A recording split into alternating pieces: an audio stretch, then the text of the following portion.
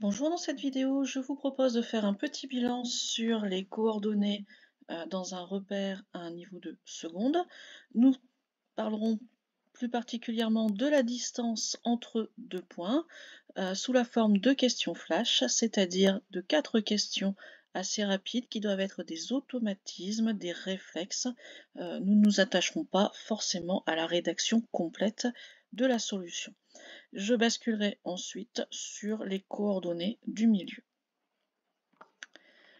Donc ici, tout d'abord, on vous demande la formule qui permet de calculer la distance entre les points A et les points B, deux coordonnées, donc XA, YA et XB, YB. Vous pouvez mettre en pause le temps de réfléchir. Moi, je vais passer à la correction. Donc ici, notre première formule, notre première proposition, en fait, ce sont les formules qui permettent de calculer les coordonnées du milieu d'un segment. Donc ici, ce n'est pas le but, même si ce sont de vraies formules mathématiques. On est plus, nous, dans une structure qui correspond aux réponses B, C et D. Alors, on voit ici qu'on a des problèmes de signes et qu'on a des problèmes d'ordre des lettres. Mais par contre, quand on parle de calculer la distance à l'aide des coordonnées, c'est vrai que quand vous hésitez, souvent on dit bah, c'est la formule avec la grande racine carrée, et vous vous en souvenez. Encore faut-il donc mettre correctement ce qu'il faut à l'intérieur, et ici ce sera notre réponse C qui nous intéressera. Pour cela, on se rappelle quand même que cette formule, elle vient du théorème de Pythagore. En fait, entre les points A et B, on va aller regarder le décalage en abscisse. Donc c'est pour ça qu'on a besoin de XA moins XB. On va aller regarder le décalage en ordonnée, YA moins YB, et on va faire du théorème de Pythagore à l'aide de ces deux décalages qui pourront être les côtés d'un triangle rectangle. Donc ensuite, on met au carré, on additionne, et pour enlever le carré de l'hypoténuse comme dans le théorème de Pythagore, on va passer à cette grande racine carrée. Voyons tout de suite une application. Dans notre deuxième question, je vous propose le couple de points A de coordonnées -3, 4 et B de coordonnées 1, -6. Je vous laisse le temps de faire vos petits calculs et moi je passe à la correction. Donc on va tout d'abord regarder le décalage en abscisse, donc XA moins XB, -3, -1, ça nous donne -4, qu'il faut mettre au carré. Donc -4 au carré va nous donner +16. Plus YA moins YB au carré, donc YA 4 moins -6, donc 4 plus 6 ça fait 10, à mettre au carré, donc 100. On était à 16 pour les abscisses au carré, on est à 100 pour les ordonnées au carré, donc 116. Il nous reste à prendre la grande racine carrée. Donc réponse C, racine carrée de 116. Les erreurs que l'on a assez régulièrement dans vos calculs, ce sont des problèmes de signes. Quand vous faites ici -3, -1, vous arrivez à -4, et quand vous le mettez au carré, vous avez tendance à ne pas mettre le moins au carré. Or, c'est bien tout -4 qui est au carré, donc ça va donner +16.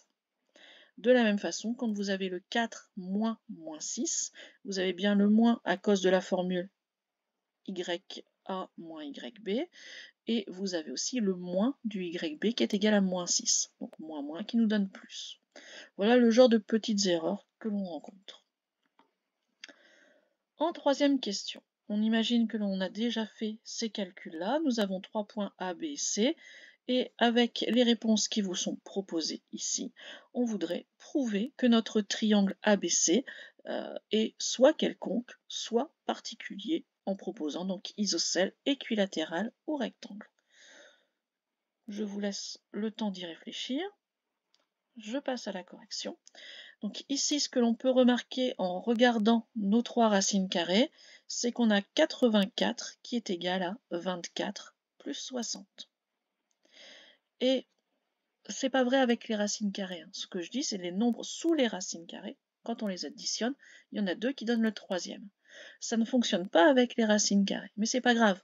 On va pouvoir utiliser la réciproque du théorème de Pythagore, dans laquelle on va identifier le plus grand côté qui est AC, et donc AC au carré va donner 84. Quant à AB carré plus BC carré, ça va donner 24 plus 60, donc 84. Donc on a AC au carré qui est égal à AB carré plus BC au carré. D'après la réciproque du théorème de Pythagore, effectivement, mon triangle ABC est rectangle. Et comme ici, on avait pris AC comme hypoténuse, l'angle droit, il va être au niveau du sommet B.